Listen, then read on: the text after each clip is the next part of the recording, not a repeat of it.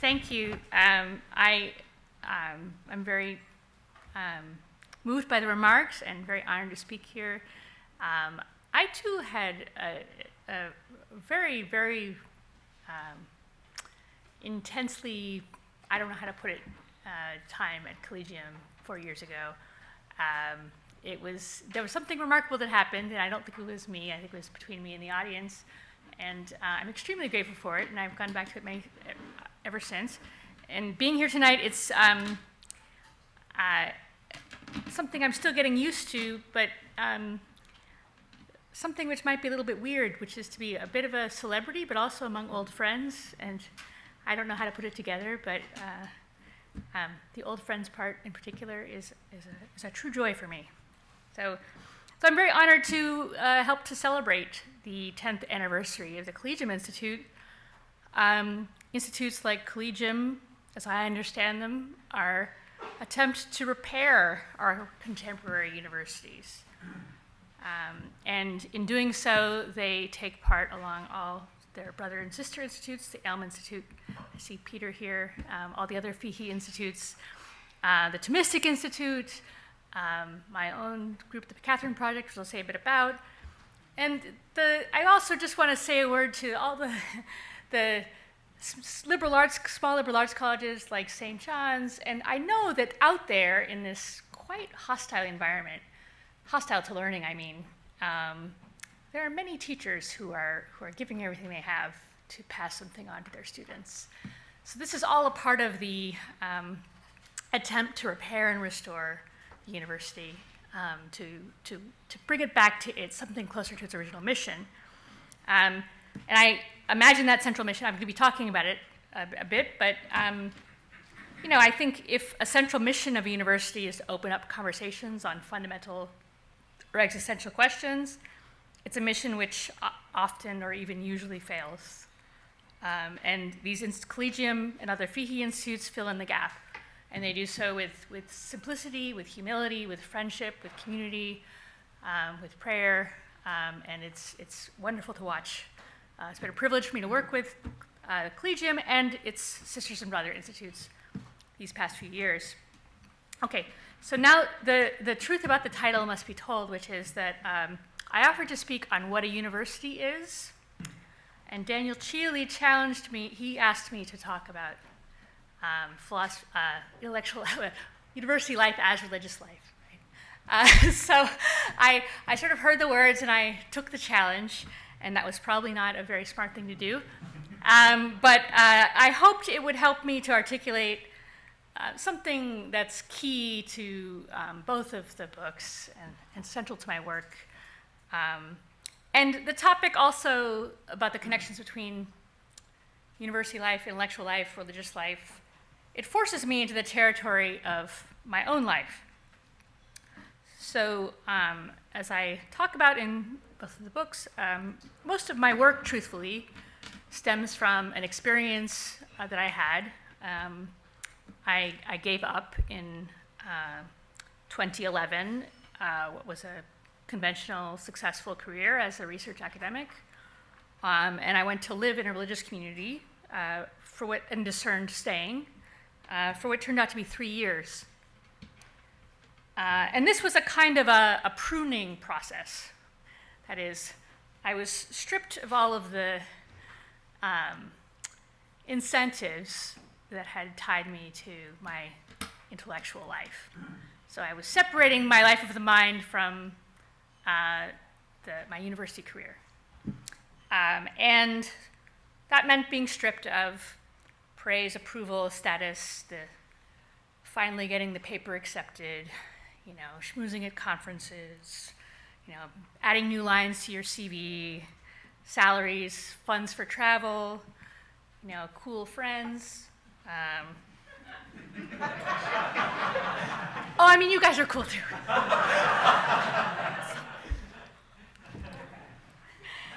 But I had to ask myself whether that was what my life had been about. And what I discovered when I stripped away, underwent this thing, which in retrospect was a temporary exercise. I didn't know that at the time. But it did make a permanent change in the way that I lived my life.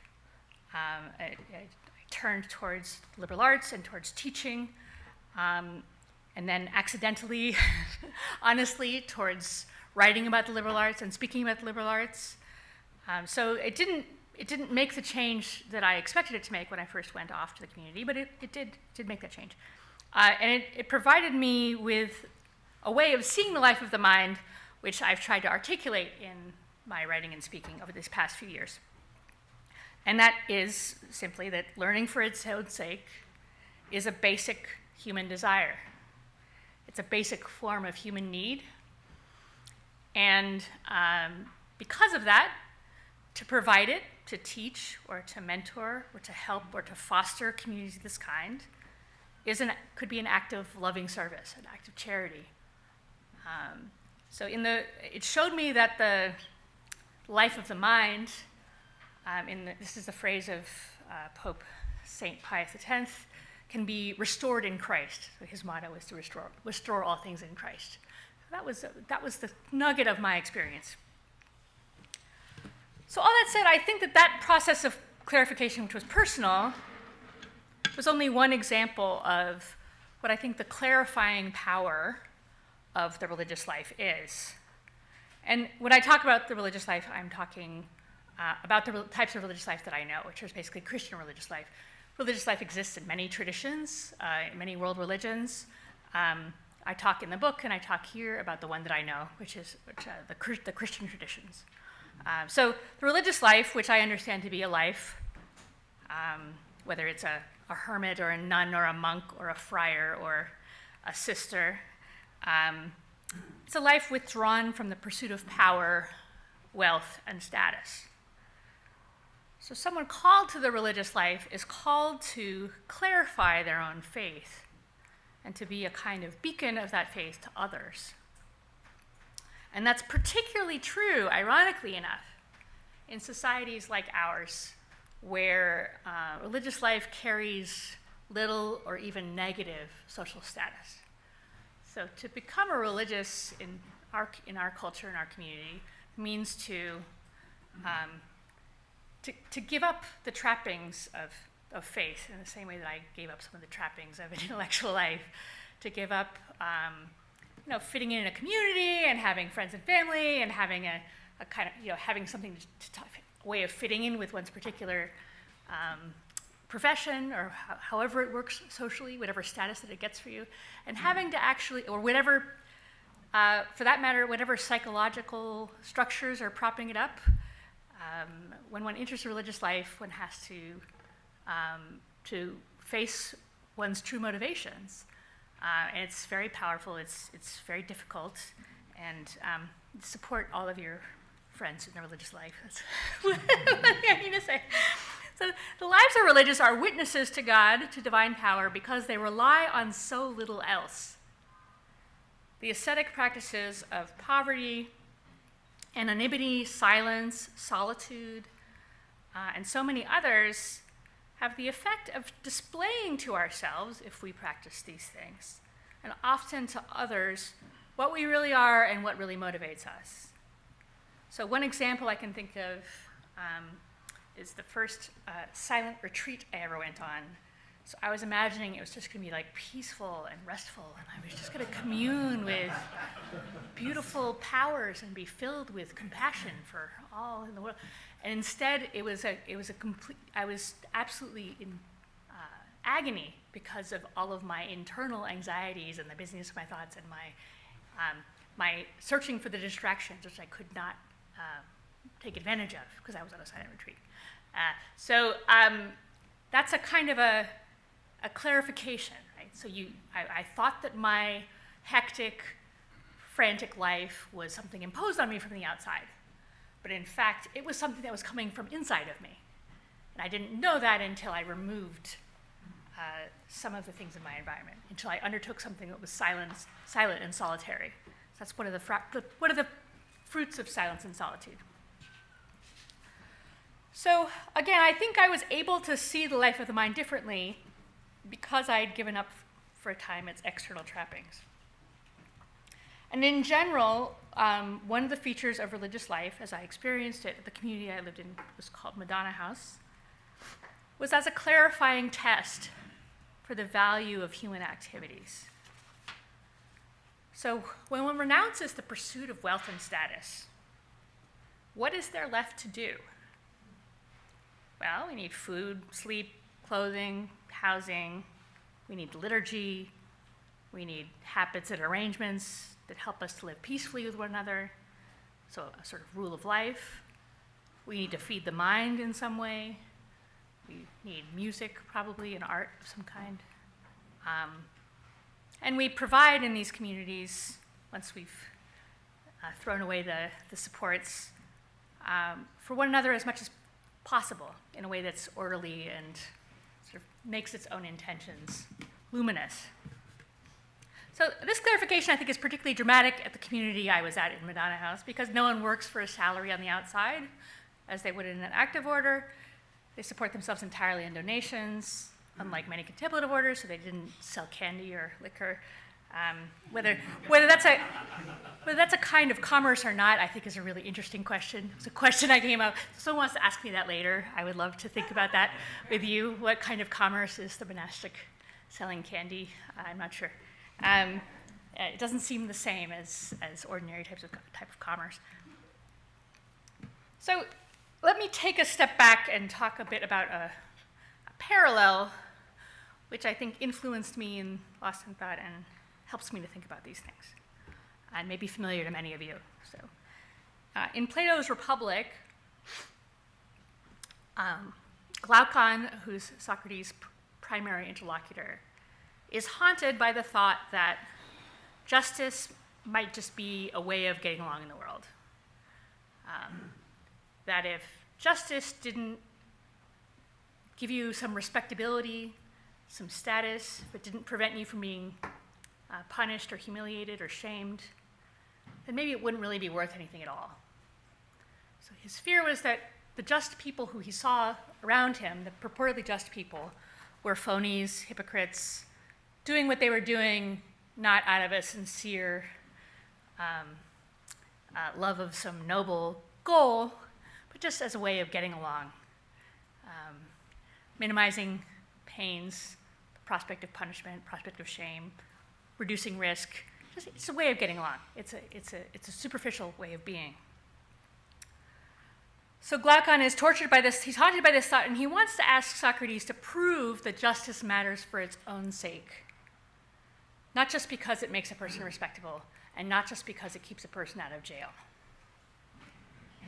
So the two of them and their other interlocutors decide to look at justice writ large, to build a just city so they can see what justice really is, and they want to build it from scratch. Okay? So not to start with the way things are and take things away, but to instead imagine what if we were founding a society right now, what a just society would look like.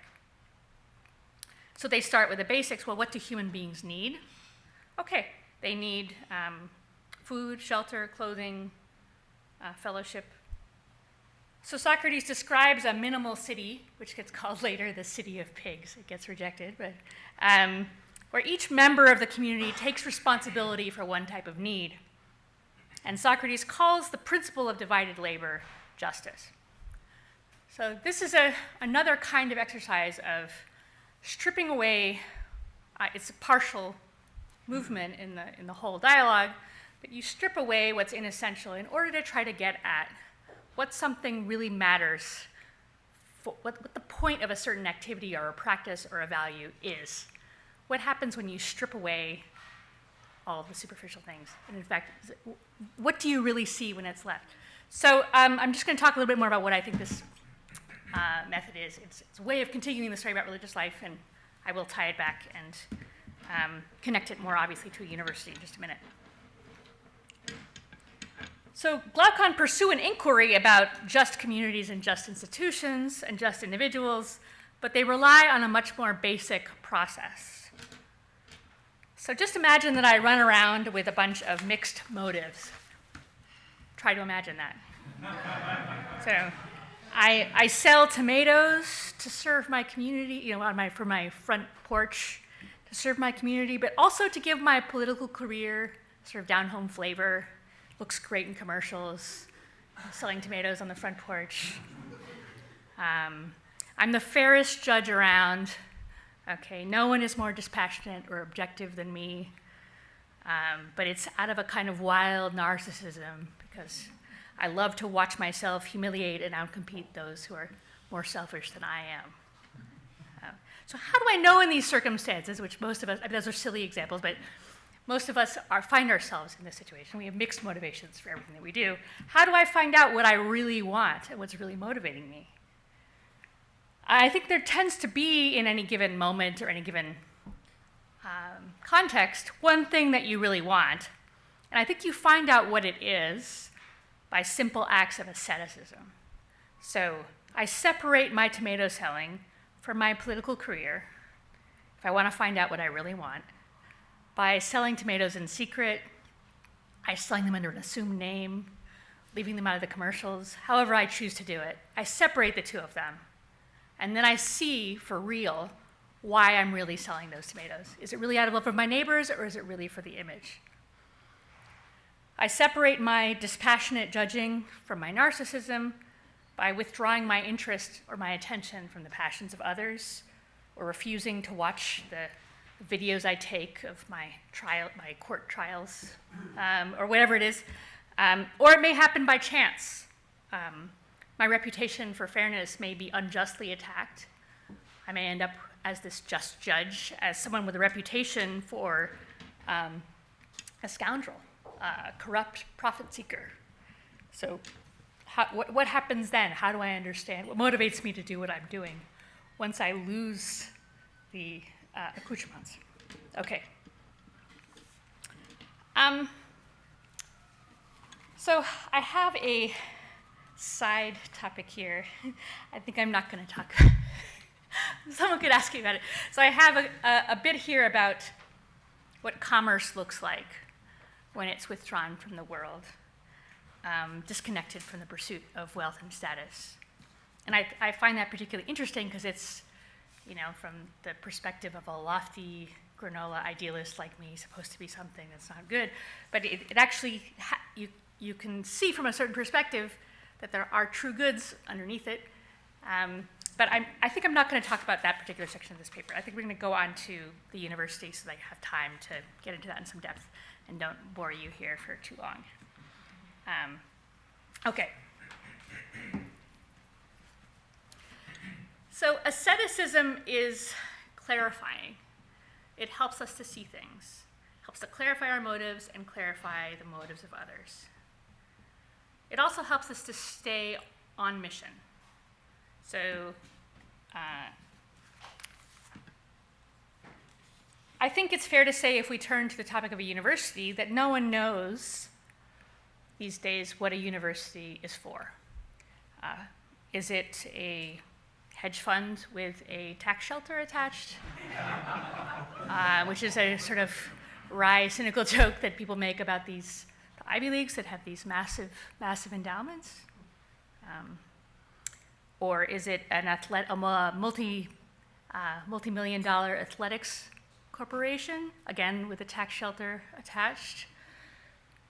Is it a public-private partnership that provides job training for those who are able to get it? I think these are all things that someone looking from the outside might think that a university is. So I think I'll start with a less profound and beautiful. So a few years ago, I had the opportunity to try out a sort of dream that I'd had, which was to try to, when I was younger and in a midlife crisis, which sent me off to the religious community, because I wanted to see what intellectual life would be like if it was removed from all of its trappings. So I founded this thing called the Catherine Project, which tried to just extract the basic process of thinking and discussing and learning from all of the apparatus of the university. So to have no credits and no grades, no credentials, no reason to take it other than loving learning, to have all the teaching be volunteer, so there's no reason to teach apart from wanting to teach, just to see what would happen. And I had an instinct that people would want to do it, that would be an institution that could flourish and survive. And perhaps thanks to COVID, and certainly thanks to the technology of Zoom, it did actually work. So we take this basic thing that's the life of the mind, so to the university, offer it for free. You have serious conversations about excellent books. It takes place over Zoom, so there's maximal access and minimal expense. And as much as possible is offered voluntarily, relies on donations as much as possible. So I'm saying this not just to advertise for the Catherine Project, but to illustrate the kind of thinking that I think we all need to be doing, which is what happens when we strip away the inessential from a university? What do we find? What's the mission? And how can we recover it? And how can we rebuild, even if only in speech like Plato's Republic, something that looks like a university that's on mission? The project, just by the way, the Catherine Project displayed one thing with absolute clarity, which is that there's a widespread, immense desire to be a part of conversations of this kind. We've never been able to meet all of the demand that people have asked us for. And we are told by thought leaders that the interest in liberal arts is dying out. I'm sure you at FIHE institutes all know this is just absolutely not true. People love liberal arts. They love great novels, they love philosophy, they love pure mathematics, they love learning for its own sake. It's a basic human need. So whatever is going on at our universities that's causing these massive changes, it's not a simple change in preferences on the side of the students. It's rather, I think, a complex reading of signals on both sides. So administrators favor the practical arts, job training. They set up various incentives for them: scholarship money, fancy buildings, equipment, events, advertising, and it's only rational for students to go where the resources are concentrated. I don't think that's the whole picture, but I think it's a piece of the picture. I don't think it's true that the desire has dried up. Okay, so that's a kind of more superficial look at what the point of university is. But the clarification of the intellectual life that's caused by stripping away non-essentials is also the point of the stories which I collect in Lost in Thought, and which I still collect. The stories of the intellectual lives of prisoners. So we have, I'll just go through a few. There's one I might talk about in more detail. But the Soviet dissident Irina Ratushinskaya, who wrote poetry with matchsticks on soap bars when she was imprisoned in Siberia. We have André Weil, the brother of philosopher Simone Weil, who, while imprisoned, came up with a major mathematical proof. And we have Malcolm X, the great African-American activist, who underwent a transformative course of reading while imprisoned. And there are many, many other cases. People now write to me with more and more examples. So I have an inbox full of, it's actually the best thing about email is to get stuff like that. And we have legions of working people, ordinary people who find the resources within themselves to pursue their intellectual lives, to people, there's mechanics who know Shakespeare, there's the great working class movements of the early 20th century, which lay behind today's great books programs. So what's revealed, I think, from the lives of the prisoners, or in a lesser, more tentative way from the Catherine Project, is that when we strip away these essentials, we see that the desire for its own sake is an active power that's already present in an individual. So if social pressure were required for learning, we might conclude that education is socializing, it's forcing conformity with certain norms on wild and unruly souls of the young. To some extent it is that, I'm not denying that aspect of it, But if that were all that it were, that when you took the social pressure away, as you do in the case of the prisoners or the working class grassroots great books movements, you wouldn't see these kinds of results. You wouldn't see people turning towards learning with zeal and dedication that frankly is rare to find among even very good undergraduates. So there's a zeal that's revealed in these situations of deprivation that to me is evidence of, again, a inbuilt active power that desires to learn for its own sake. So if prisoners didn't have, if adults had no desire to learn, they wouldn't sign up for a non-credit course with a lot of difficult reading. If prisoners didn't have inbuilt desire to learn, they would just seek distraction after distraction. If teachers had no desire to teach, they wouldn't volunteer to do this kind of work. So that to me is a kind of evidence for the fact that education is not the passive reception of an imprint from the outside. It's the outgrowth of an organic process. So my thesis is definitely stronger than my evidence, as is often the case.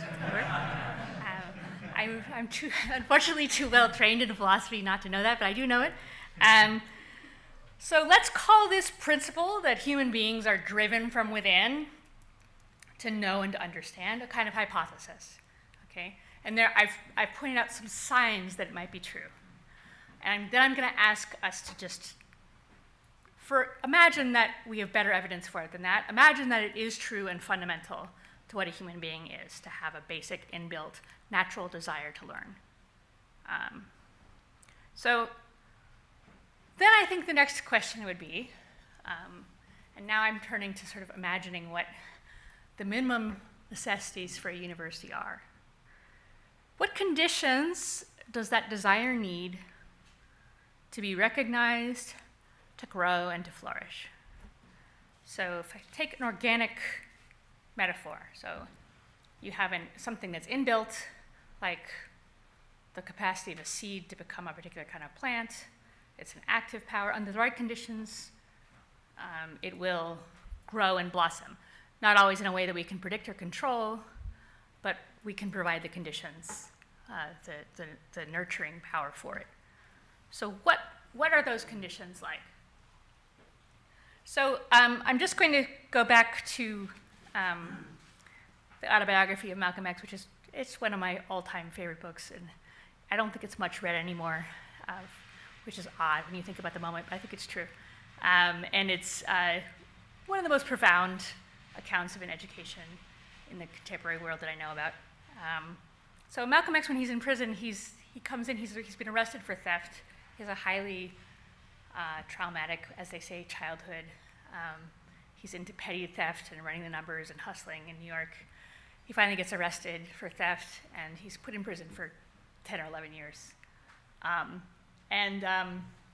Prison conditions are brutal and inhumane. Nothing I say should count as an endorsement of cruel prison conditions. They are, I don't think inhumanity for its own sake is worth doing. But anyway, Malcolm X meets the person who turns him around, who gets him on this reading course that transforms him. He meets someone else. He meets a guy who has read a lot. There's a polymath in the prison, and he has a life of his own. He has an inner life, and he's able to hold forth on various topics. And Malcolm then Little sees that, and he wants to be like that. He wants something like that. And then this person, John Elton Bembry, helps to guide him through the prison library. So starts him with a dictionary, then he reads linguistics, he learns languages, he reads philosophy, he reads the Bible, he reads the Quran, he studies art and architecture, he reads, as far as he can tell, the entire prison library. Of course, he had a long time to do it. So one of the things that this organic process needs, the nurturing of the desire to learn, is a model or a mentor, a human teacher who's not a source of content. So it's not as if Bembry tells Malcolm X everything he knows. That wouldn't be a very good story. But he's a model, a guide, a conversation partner, a source of appropriate encouragement or discouragement. He's in some way an equal at a different stage. In that sense, teaching is a bit like parenting, right? So you don't raise your children to be drones in your family factory. You raise them to run your family factory as you do. You don't teach to mold the young into certain roles that are pre-existing. You teach so that they come to be like you. Of course, they're never really like you. They're always like themselves. But you're helping them to nurture their own way of being, their own way of living life of the mind. Okay, so what did we start with? We have this inbuilt desire to learn. I asked what conditions are needed for its flourishing, what organic conditions, what's the analogy in the garden of the mind of soil and sunlight and water and nutrition. So first is a teacher, a mentor, a guide. Second is, in the case of the Malcolm X, there's this prison library. There are these books that he can read. Now, what role does this play in helping someone to develop their life of the mind? Now, I think books have to become, if we're thinking very generally, a bit metaphorical. So maybe you have an actual reading library, or maybe somehow you're exposed to the objects of mathematics, which don't need to be in books. They can be in books, but they're not essentially in books. Or you're exposed to the habits of observation of a naturalist. If that's not in a book exactly, again, you might learn it from a book, but it's a way of learning with and from the world or with a particular set of objects. So I'm going to keep using books. I'm a bibliophile, but it's actually a kind of a symbol or a placeholder for something else that I don't fully understand. So a library is some kind of key, a set of things to know and understand, or to guide one's knowing and understanding, seem to be essential for this growth of the life of the mind. Now, what is the value of a book, a library, and then however we understand this set of mathematical objects, this set of natural objects, and organized in such a way that we can inquire into them? Well, a book requires and rewards sustained attention. A reader works with their own agenda. You come to the book as you are, and you work at your own pace. You throw it away in disgust when it bothers you. You skim over the pages that are boring. You read rapidly that one paragraph that you end up almost committing to memory. So again, this is a sign of the active power of the learner. The book is feeding and shaping this growth of the mind, but it's not doing so it's not doing that by imprinting its content on your mind any more than the teacher does. So a reader works with their own agenda, they work at their own pace. The book is picked up, it's put down, it's skipped. Once opened, it lays out in words. Opened, okay. It lays out a certain kind of a world, a sub-world, a piece of the world. It's literary, it's philosophical, it's mythic, it's poetic, it's historical, it's political, it's theological, whatever the world that's in it. So it's a piece of communication between an author and a reader. That's not true in the math and the science. We'll just hold that aside for a second. Or maybe it is, but okay. Well, it is really, but okay. So it's a piece of communication between the author and the reader, and it is with regard to some other thing. So it's not necessarily just an author telling a reader about themselves, but the author pointing the reader to look at something with them in some way or other, in some mysterious way. Okay.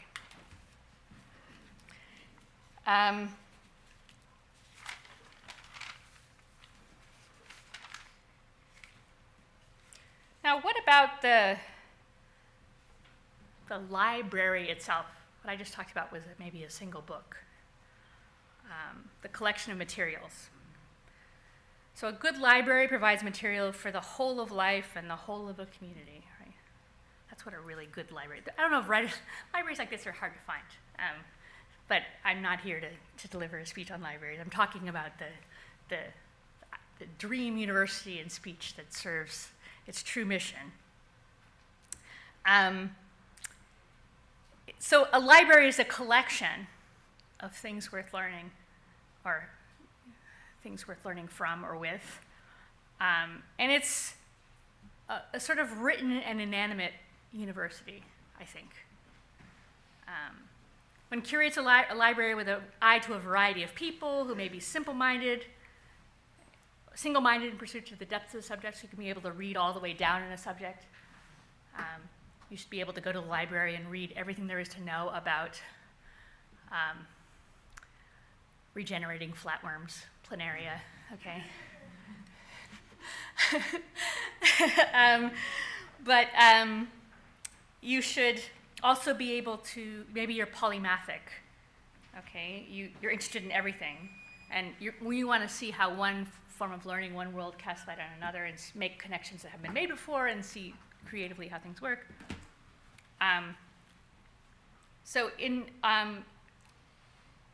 And that's, you see how the library connects, you have your own relationship to the books in the library in light of one's own experience, in the same way that one has one's own relationship to a particular natural environment, or a natural set of resources, or a set of mathematical objects, or what have you. It has its own, actually, I don't know why I wrote this. I'll just say it anyway, though. It has its own ecology, is what I said. I started to use the word ecology in thinking about the life of the mind, and I haven't made up my mind about it yet. So someone asked me a good question about that. Don and Jay, you're assigned. Okay. So a library with, here's what I mean. Okay. A library with only sort of how-to manuals. So imagine a library full of like blank for dummies. It would dry up the sort of theoretical interest, but a library with only very abstruse, abstract things to think about would dry up the connection to the concrete. Okay. So we have this basic desire to know, inbuilt, spontaneous. We need teachers, we need a book, we need a library. And we need, and this brings us back to the religious life, I think, a fourth condition, an environment that is simplified, restricted, or ascetical. A place that's removed from the rest of the world. So for someone like Malcolm X or the other prisoners, this environment is imposed by force. And it's marked by gratuitous forms of cruelty, or even motivated maybe by gratuitous forms of cruelty. So it takes a particular kind of person to use those circumstances for his own transformation, to take advantage of it as a kind of solitude, a restricted set of activities, a place that's removed from making money, advancing in status, fitting in with the Joneses, etc. So it permits a school, a college, a university, a classroom can be designed with respect for occupants, not with gratuitous cruelty, but with love and care for occupants, permitting them space to think, to reflect, inviting depth of reflection, and discouraging distraction. And this, honestly, one can get the same way that if you've visited a monastery, you can see it's been designed with centuries of thoughtfulness, right? There's not a lot on the walls. It might only be very beautiful religious works of art. In the choir, in the chapel, you're facing one another. So however much someone's driving you nuts, you still have to look at them. Okay. It's a place that's often in a remote, beautiful, natural area. So we need, in order to nurture and let our inbuilt intellectual urges our own and those of the young, especially to develop, to grow, to bloom, to reproduce, to flourish. We need, I think, all four of these things. We need teachers, books, or subjects of study. Someone wants to help me out with a beautiful image to combine those, I'd be grateful. I'll use it and I'll credit you. A library, a collection of subjects or matters of thinking about. And an environment where it's possible or invited or encouraged not to be distracted, not to be drawn away into things which aren't the proper work of the mind. That's not because if we're thinking not about a religious community, which is for life, but about, say, a college or a school, which is for just a piece of life, it's not because the life of the mind always has to stay withdrawn from matters of commerce, competition, social life, power, status, money, etc. It doesn't have to be removed from those things. Of course it doesn't. It should be a part of one's life. But because it's easily obscured, and there's no better example than our current universities, it's so easily obscured by other kinds of concerns.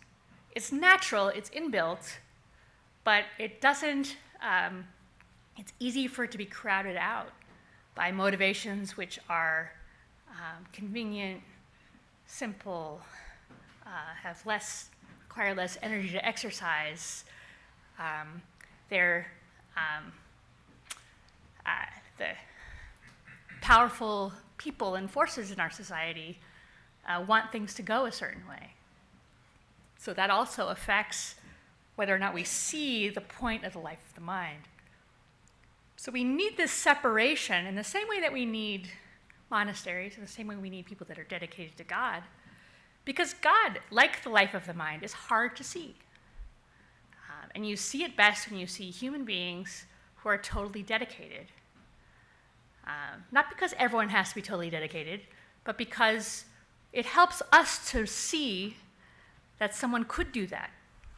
And likewise, in the case of the university, it helps us to do this for a time, to spend some time in the desert, growing our inner life, so that we have something to draw on when we go out into the world and do the various things that we might need to do in this realm of competition and status and so on. So those are my remarks. Thank you so much for listening.